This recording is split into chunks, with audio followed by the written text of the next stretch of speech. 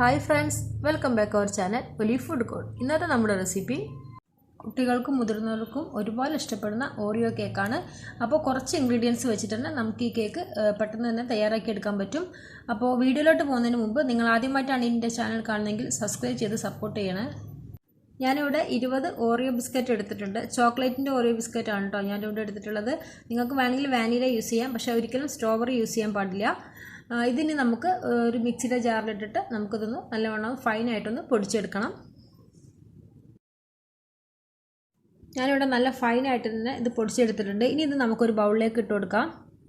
ഇനി ഇതിലേക്ക് നമുക്ക് ഒരു 1/2 ടീസ്പൂൺ ബേക്കിംഗ് പൗഡറാണ് ചേർത്ത് കൊടുക്കേണ്ടത്. അതുപോലെ തന്നെ 2 ടേബിൾ സ്പൂൺ പഞ്ചസാര പൊടിച്ചതും കൂടെ ചേർത്ത് കൊടുക്കാം. എന്നിട്ട് ഇത് നല്ലവണ്ണം ഒന്ന് മിക്സ് ചെയ്യാം. ഇനി ബേക്കിംഗ് പൗഡറും പഞ്ചസാര പൊടിച്ചതും എല്ലാ ഭാഗത്തും എത്തുന്നവരെ നല്ലോണം ഒന്ന് മിക്സ് ചെയ്യാം.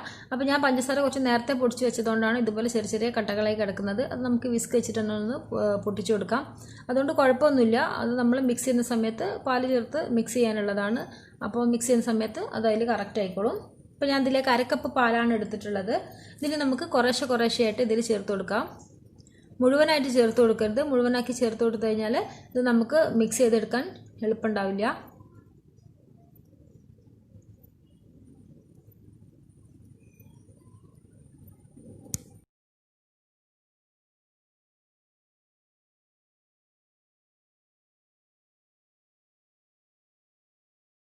അപ്പോൾ നമ്മുടെ ബാറ്റർ ഈ ഒരു കൺസിസ്റ്റൻസിയിലാണ് കേട്ടോ നമുക്ക് കിട്ടേണ്ടത്.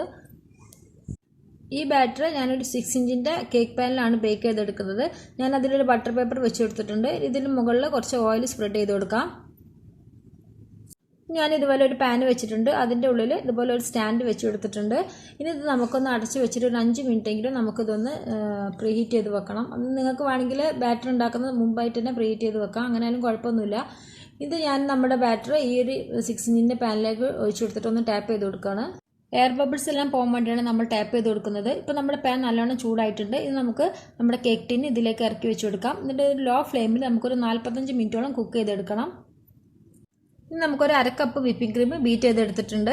നമുക്കിതിലേക്ക് 1/2 കപ്പിൻ്റെ ആവശ്യമുള്ളൂ. ഞാനിവിടെ 4 ഓറിയോ ബിസ്ക്കറ്റ് എടുത്തിട്ടുണ്ട്. ഇത് നമുക്ക് ക്രീമിൽ പൊടിച്ച് ചേർക്കാനുള്ളതാണ്. അപ്പോൾ കൂടുതലായിട്ട് പൊടിയേണ്ട ആവശ്യമൊന്നുമില്ല. കുറച്ച് തരിയോടെ കൂടിയിട്ടാണ് നമ്മൾ ബിസ്ക്കറ്റ് പൊടിച്ചെടുക്കേണ്ടത്. ഇപ്പോൾ 45 മിനിറ്റ് ആയിട്ടുണ്ട് നമ്മൾ കേക്ക് ബേക്ക് ചെയ്യാൻ വെച്ചിട്ട്.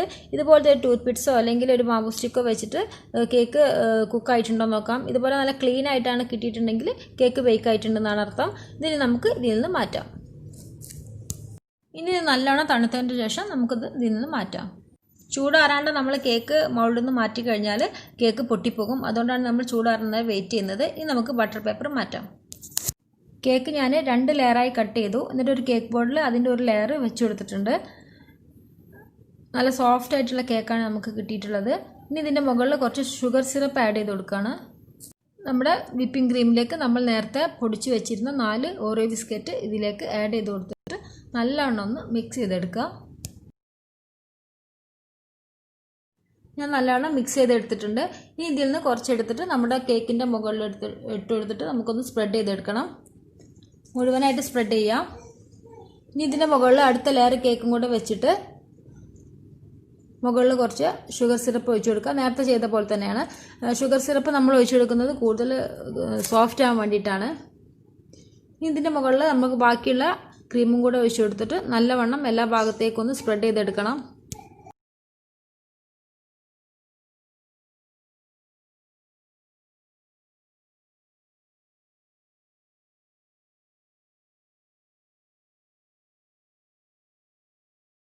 ഞാൻ ക്രീം എല്ലാ ഭാഗത്തേക്കും കവർ ചെയ്തെടുത്തിട്ടുണ്ട്. ഇനി ഇതിൻ്റെ മുകളിൽ കുറച്ച് വിപ്പിംഗ് ക്രീം ഇതുപോലെ ഒന്ന് ഡിസൈൻ ചെയ്തെടുക്കുകയാണ്. അപ്പോൾ നിങ്ങളുടെ ഐഡിയക്ക് അനുസരിച്ചുള്ള ഏത് ഡിസൈനിങ്ങോ നിങ്ങൾക്ക് ചെയ്തെടുക്കാം. ഞാനിവിടെ കുറച്ച് ചോക്ലേറ്റ് ഗനാഷ് ഉണ്ടാക്കിയത് ബാക്കിയുണ്ടായിരുന്നു. അപ്പം ഇതും കൂടെ ഇതിൻ്റെ മുകളിൽ ഒഴിച്ചു കൊടുക്കുന്നുണ്ട്. ഇതൊരു ടേസ്റ്റിന് വേണ്ടി ചെയ്തെന്ന് മാത്രം കേട്ടോ. ഇതില്ലാന്നുണ്ടെങ്കിൽ നിങ്ങൾക്ക് സ്കിപ്പ് ചെയ്യാം. ഇതും കൂടെ ചേരുന്ന സമയത്ത് നല്ലൊരു ടേസ്റ്റ് ആയിരിക്കും.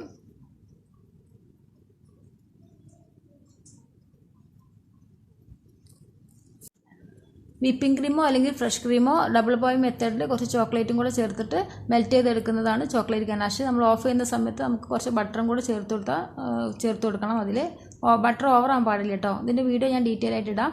ഇതിൻ്റെ മുകളിൽ കുറച്ച് ഭംഗിക്ക് കുറച്ച് ഓറിയോ ബിസ്ക്കറ്റ് വെച്ച് കൊടുക്കുന്നുണ്ട്.